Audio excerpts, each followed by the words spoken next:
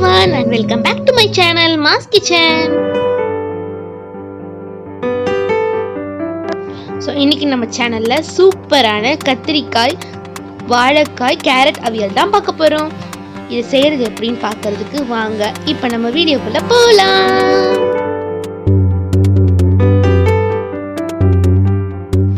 வீடியோக்குள்ள போறதுக்கு முன்னாடி நம்ம சேனலை ஃபர்ஸ்ட் டைம் பார்க்குறவங்களா இருந்தால் மறக்காம நம்ம சேனலை சப்ஸ்கிரைப் பண்ணிக்கோங்க.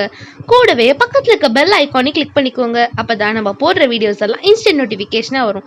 இப்போ வாங்க நம்ம அவியல்ஸ் எப்படி செய்யறோம்னு பார்க்கலாம். நம்ம ஒரு குக்கர் எடுத்து வச்சுக்கலாம். அந்த குக்கர்ல பொடியாக நறுக்கி வச்சிருந்த ஒரு வெங்காயம் சேர்த்துக்கலாம்.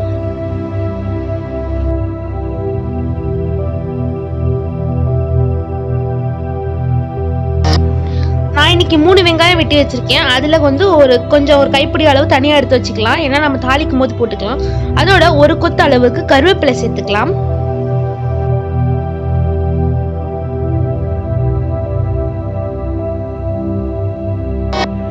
கருவேப்பிலை சேர்த்த பிறகு நான் 3 பச்சை மிளகாய் வெட்டி வச்சிருக்கேன். நம்ம அதையும் சேர்த்துக்கலாம். கூடவே நம்ம வெட்டி வச்சிருக்க வாழைக்காய், கத்திரிக்காய், கேரட் எல்லாத்தையும் நம்ம வந்து ஒண்ணு ஒண்ணா சேர்த்துக்கலாம்.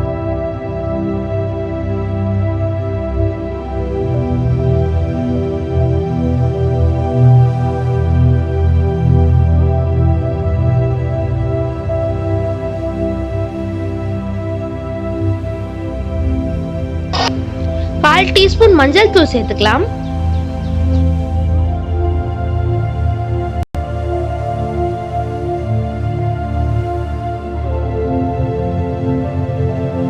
இப்போ நம்ம அவியலுக்கு தேவையான அளவு உப்பு சேர்த்துக்கலாம்.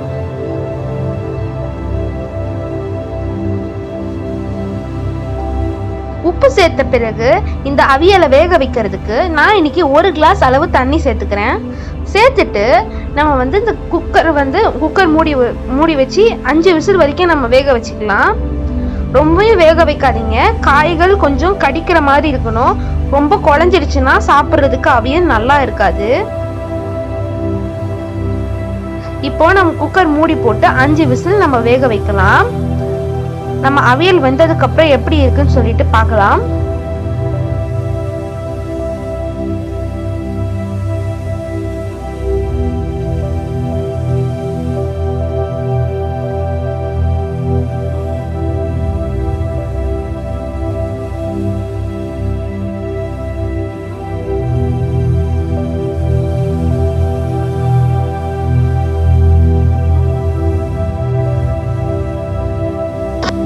நம்ம வெயிட் போட்டு 5 விசிலுக்கு அப்புறம் எப்படி இருக்குன்னு பார்க்கலாம். 5 விசிலுக்கு அப்புறம் நம்ம காய்கறிகள் எல்லாம் சூப்பரா வெந்திருக்கு பாருங்க. இந்த மாதிரி எல்லாமே நல்லா கொஞ்சம் கடிக்கிற மாதிரி இருக்கணும். ரொம்பவும் குழஞ்சிடுச்சுன்னா அவியல் சாப்பிட்றதுக்கு நல்லா இருக்காது.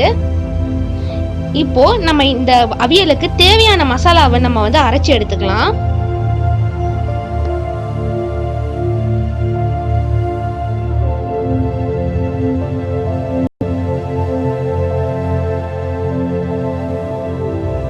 இந்த அவியலோட மசாலா செய்யறதுக்கு நான் இன்னைக்கு ஒரு 25 கிராம் அளவுக்கு துருவின தேங்காய் எடுத்திருக்கேன். அதோட 2 பச்சை மிளகாய் சேர்த்துக்கலாம். 1 டீஸ்பூன் ஜீரகம் சேர்த்துக்கலாம். இதெல்லாத்தையும் சேர்த்துட்டு நம்ம மிக்சியில ஒரு கொரகொரன்னு அரைச்சி எடுத்துக்கலாம். நைஸா அரைச்சிக்காதீங்க, கொரகொரன்னு அரைச்சி எடுத்துக்கோங்க. அப்பதான் நல்லா இருக்கும். இப்ப நம்ம அரைச்சிட்டு வந்துடலாம். ஒரு பக்கம் நம்மளோட அவியல் வந்து ஸ்டவ்க்கு மேல ஆன்லயே இருக்கட்டும். அந்த பக்கம் லைட்டாக குக் ஆகிக்கிட்டே இருக்கும்போது நம்ம அதை அரைச்சி வச்சிருக்க மசாலா இருக்கு இல்லையா, அதை வந்து நம்ம சேர்த்து நம்ம நல்லா மிக்ஸ் பண்ணிக்கலாம். இந்த மசாலா தான் இந்த அவியலுக்கு வந்து நிஜமான சூப்பரான ஒரு டேஸ்ட் கொடுக்கும். ஏன்னா நம்ம அவியல் வேக வைக்கும் போது அவ்வளவா காரம் போடலை இல்லை, கொஞ்சம் காரமாக இருந்தால் தான் நல்லா இருக்கும் அவியல். அதனால தான் நம்ம பச்சை மிளகாவும் சேர்த்து அரைச்சிருக்கோம். சீரகம் சேர்த்து அரைக்கிறது ஒரு நல்ல மனம் கொடுக்கும் அவியலுக்கு. இப்போ இதெல்லாம் நம்ம சேர்த்து நம்ம நல்லா மிக்ஸ் பண்ணிக்கலாம்.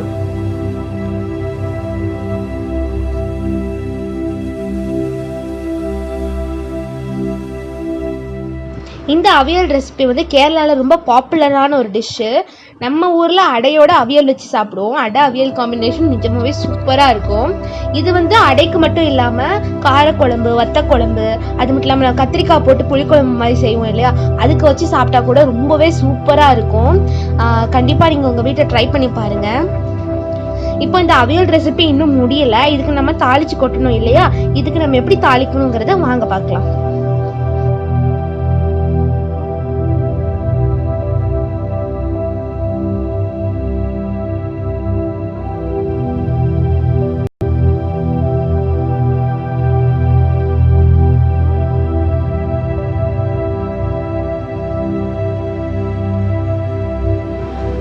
அவியலுக்கு தாளிக்கிறதுக்கு நான் ஒரு சின்ன கடாய் எடுத்திருக்கேன். அந்த கடாயில் 3 டீஸ்பூன் அளவுக்கு எண்ணெய் சேர்த்துக்கலாம். எண்ணெய் நல்லா சூடாகட்டும். எண்ணெய் சூடான பிறகு நான் இதில் 1 டீஸ்பூன் கடுகு சேர்த்துக்கிறேன். கடுகு நல்லா பொரியட்டும்.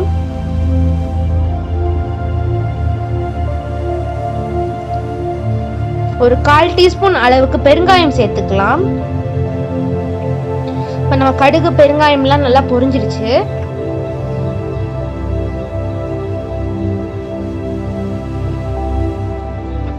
இதில் நான் ஒரு கொத்து கருவேப்பிலை சேர்த்துக்கிறேன். கருவேப்பிலை நல்லா பொரியட்டும்.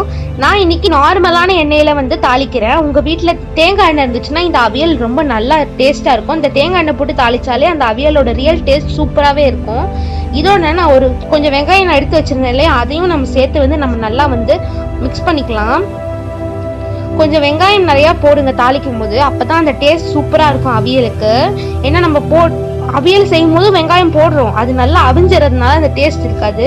இப்போ தாளிக்கும் போது அந்த வெங்காயம் போட்டு பண்ணுறது ரொம்ப நல்லா இருக்கும். அது நல்லா நம்ம வந்து வறுத்து எடுத்துக்கலாம். ட்ரெடிஷ்னலாகவே கேரளா சைட்லலாம் அவியல்னா வந்து தேங்காய் எண்ணெயில் தான் தாளிப்பாங்க. அந்த தேங்காய் எண்ணெயில் தாளித்து அது சாப்பிடும்போது அந்த ஒரு மனம் வந்து அது கீழே இருக்காது, ரொம்ப நல்லா இருக்கும் அந்த மனம். நம்ம இன்னைக்கு கடல் எண்ணெய் இல்லைன்னா நார்மல் சன்ஃப்ளவர் ஆயிலில் தான் தாளிக்கிறோம். ஆனால் இன்கேஸ் உங்கள் வீட்டில் வந்து தேங்காய் எண்ணெய் இருந்துச்சுன்னா அதில் வந்து தாளிங்க, அப்போ தான் சூப்பராக இருக்கும். இப்போ அந்த வெங்காயம் நல்லா கொஞ்சம் ப்ரௌன் ஆகுற வரைக்கும் நம்ம வறுத்து எடுத்துக்கலாம். அப்போ தான் அந்த அவியல் வந்து டேஸ்ட் நல்லா சூப்பராக இருக்கும். நீங்கள் வேணும்னா காஞ்ச மிளகா கூட தாளிக்கிறதுக்கு போட்டுக்கலாம். நான் இன்னைக்கு போடலை. உங்களுக்கு வேணும்னா ஃப்ளேவரிங்க்கு நீங்கள் காஞ்ச மிளகா 2 காஞ்ச மிளகாவை கிள்ளி போட்டு நீங்கள் வந்து தாளிக்கலாம்.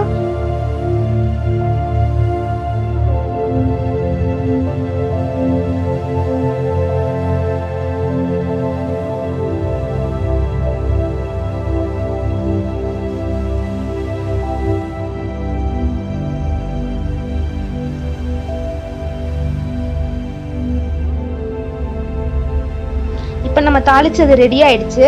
நம்ம கப்பில் எடுத்து வச்சுக்கிற அவியலோட இதை சேர்த்துடலாம்.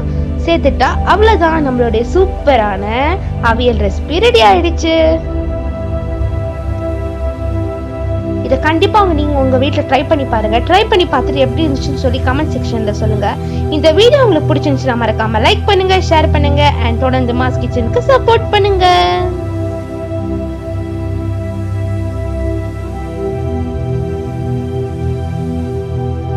மீண்டும் ஒரு சுவையான ரெசிபியோட நான் உங்களை சந்திக்கிறேன். அது வரைக்கும் bye. Thanks for watching the video. Do follow me on Instagram and don't forget to subscribe my channel.